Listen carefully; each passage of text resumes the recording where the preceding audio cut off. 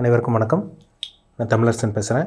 இன்றைக்கி நம்ம இந்த வீடியோவில் எதை பற்றி பார்க்க போகிறோன்னா, குரு பயிற்சி பலன்கள் 2026 மகரம் காலச்சக்கரத்துக்கு 10ஆம் ராசியான மகர ராசி நேயர்களுக்கு இந்த குரு பயிற்சி நடக்க போகிற குரு பயிற்சி எப்படி இருக்குன்னு பார்க்க போகிறோம். ஜூன் மாதம் 2ஆம் தேதி குரு பயிற்சி நடக்கும். உங்களுக்கு உங்கள் ராசிக்கு வந்து பாருங்கள், குரு 7ஆம் இடத்துக்கு வந்துடுவார். உங்கள் ராசிக்கு 6ஆம் இடத்தில் இருந்த குரு 7ஆம் இடமான கலத்திரஸ்தானத்துக்கு வந்துடுவார். பொதுவாக வந்து பாருங்கள், மகர ராசிக்காரங்க எல்லாம் கஷ்டப்பட்டுட்டீங்க, 7.5 சனியெல்லாம் முடிச்சு இப்போ தான் ஓரளவுக்கு நல்ல ஒரு வாழ்க்கை வாழ்ந்துட்டுருக்கீங்க. ஒரு சில பேர் 7.5 சனி முடிஞ்சாலுமே சில சனியோட தாக்கத்தில் இருக்கிறத சொல்கிறீங்க. சார் எங்களுக்கு 7.5 சனி முடிஞ்சாலும் 7.5 தாக்கத்தில் இருக்கிற மாதிரி தெரியுது, பெருசாக வித்தியாசம் தெரியல, கஷ்டப்பட்டுட்டு இருக்கோம், பணப்பிரச்சனை இருக்குது, மன உளைச்சல் இருக்குது, குடும்ப சூழ்நிலை சரியில்லை, வேலை வாய்ப்பு சிறப்பாக இல்லை, நல்ல வேலை கிடைச்சாலும் மேலதிகாரிக்கு எங்களுக்கு பிரச்சனை வருது, இல்லை வேலையில் போனாலும் வந்து பார்த்திங்கன்னா கூட இருக்கவங்களே ஏதோ ஒன்று சொல்லிடுறாங்க, அவப்பெயர் கெட்ட பேர், அடுத்தவங்க வந்து பார்த்திங்கன்னா இது அவங்களுக்கு வந்து பார்த்திங்கன்னா நாங்கள் இது பண்ணி கொடுத்தா அவங்க நல்ல பேர் வாங்கிட்டு போகிறாங்க, நாங்கள் பண்ணதுக்கு அவங்க நல்ல பேர் வாங்கிட்டு போகிறாங்கன்னு சொல்கிற நிறைய மகர ராசிக்காரங்க இருக்காங்க. இப்போ உங்கள் ராசிக்கு 7ஆம் இடத்துக்கு குரு வர்றாருங்க. இது எல்லாத்தையும் மாற்றும் உங்களுக்கு. ஏன்னா ராசி குரு பார்க்க போகிறார். ராசி குரு பார்த்தா என்ன, இது மன நிறைவு கிடைக்கும், உங்களுக்கு மனசில் நிம்மதி கிடைக்கும், உடம்பு ஆரோக்கியம் நல்லாயிருக்கும், மன தெளிவு கிடைக்கும்.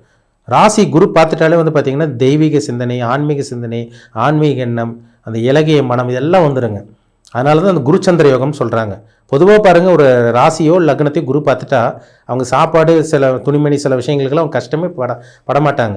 அன்றாட தேவை வந்து அவங்களுக்கு ஆட்டோமேட்டிக்காக உங்களுக்கு கிடச்சிரும், யார் மூலமாவது கிடைக்கும். குரு ராசி பார்த்துட்டாலும் லக்னத்தை குரு பார்க்குறவங்களுக்கெல்லாம் பாருங்கள், ஆட்டோமேட்டிக்காக அவங்களுக்கு என்னென்ன தேவை ஆட்டோமேட்டிக்காக உங்களுக்கு வந்து கிடச்சிரும்.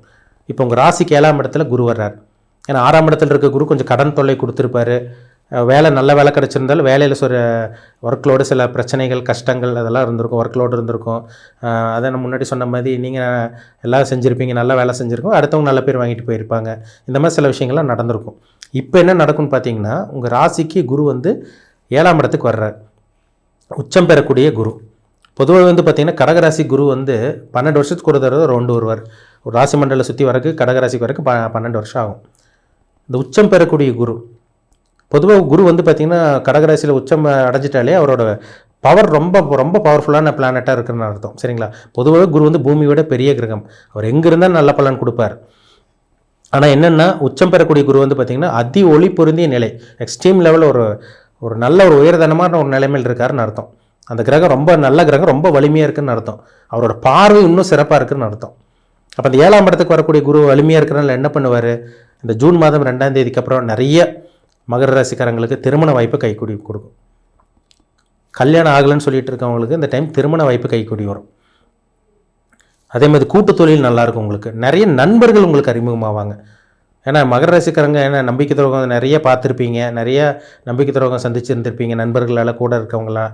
இப்போ வந்து பார்த்திங்கன்னா நல்ல நண்பர்கள், புதிய நண்பர்கள், நல்ல குணத்தோடு உங்களுக்கு கிடைக்க போகிறாங்கன்னு அர்த்தம். சரிங்களா? ஏன்னா குருங்கிறது நல்ல கிரகம், அப்போ நல்ல குணத்தோடு தான் கிடைப்பாங்க.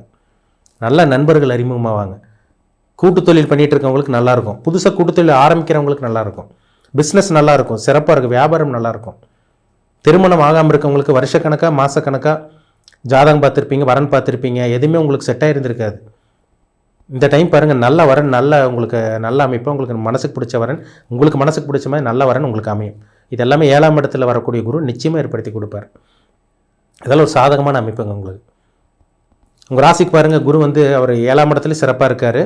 அதே மாதிரி வந்து பார்த்திங்கன்னா அவர் பார்வையும் நல்லாயிருக்கும். உங்களுக்கு பார்வை எங்கே விழுகிறாரு, 5ஆம் பார்வையும் உங்கள் ராசிக்கு வந்து 11ஆம் இடத்தை பார்க்கும், விருச்சகத்தை பார்க்கும்,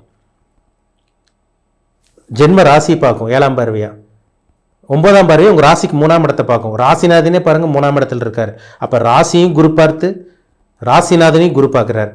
பொதுவாக ராசி குரு பார்த்துட்டா நீங்கள் ஸ்டடியாக இருக்க போகிறீங்கன்னு அர்த்தம், உங்கள் மேலே ஒரு ஒளிப்படுது. ராசிநாதினி குரு பார்த்துட்டாருன்னா எண்ணங்கள் நல்லாயிருக்கும், சிந்தனை நல்லாயிருக்கும், உங்கள் செயல்பாடு நல்லாயிருக்கும், உங்கள் மூமெண்ட் எல்லாமே நல்லாயிருக்கும். இதெல்லாமே இது உச்சம் பெறக்கூடிய குரு நிச்சயமாக மகர ராசிக்காரங்களுக்கு கண்டிப்பாக கொடுப்பார். இது ஒரு 5 மாதம் 7ஆம் இடத்துல 5 மாதம் இருப்பாருங்க. அதுக்கப்புறம் அக்டோபர் கடைசி வந்து பார்த்திங்கன்னா அதிசாரமாக 8ஆம் இடத்துக்கு வருவார், சிம்ம ராசிக்கு நட்பு வீட்டுக்கு வருவார். அது உங்களுக்கு நல்ல ஒரு குரு பயிற்சியாக தான் இருக்கும். அதாவது ஒரு 3 மாதம், அதாவது அக்டோபர் கடைசியிலேருந்து ஜனவரி கடைசி வரைக்கும் கிட்டத்தட்ட ஒரு 3 மாதம் வந்து சிம்மராசிக்கு வருவார். அப்புறம் மறுபடியும் வக்ரமாய் உங்களுக்கு கடகராசிக்கே போயிடுவார். அப்போ இது 7ஆம் இடத்துல இருக்க குரு நல்லது தான்.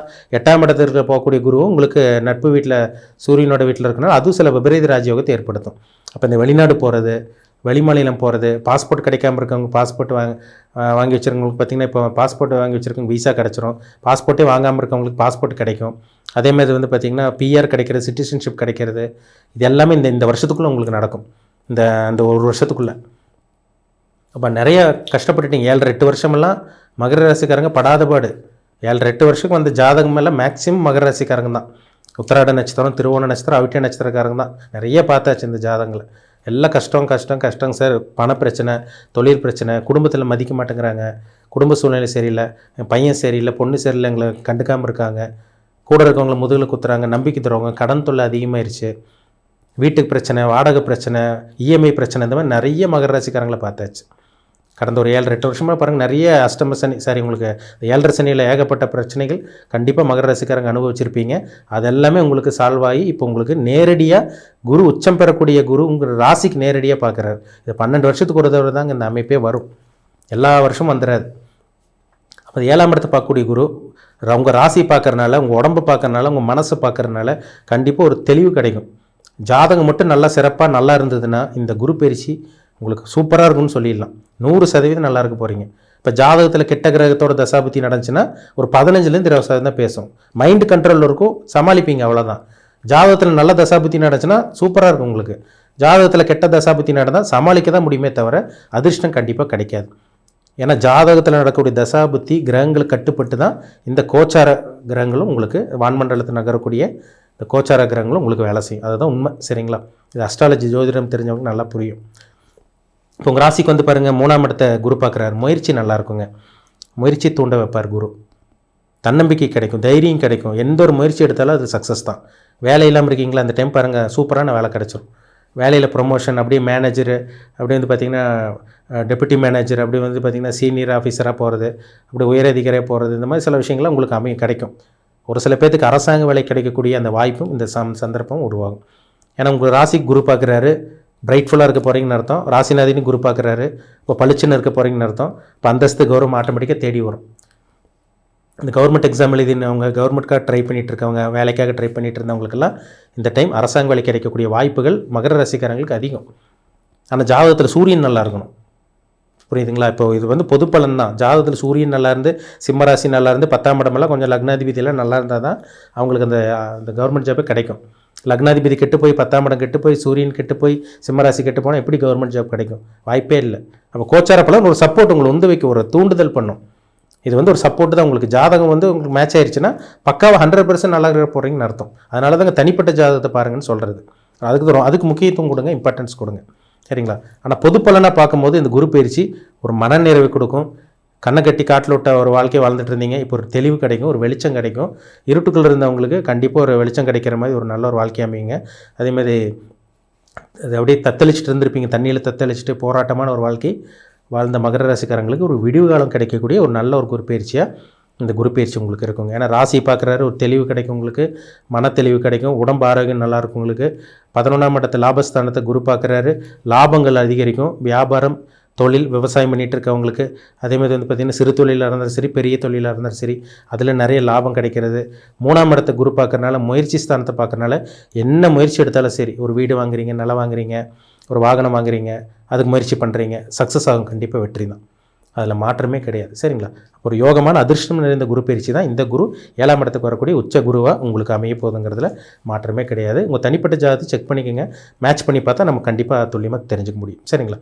மீண்டும் அடுத்த பதிவில் சந்திக்கும் வரை உங்களிடமிருந்து விடைபெறுவது உங்கள் சோதரர் தமிழரசன். நன்றி, வணக்கம்.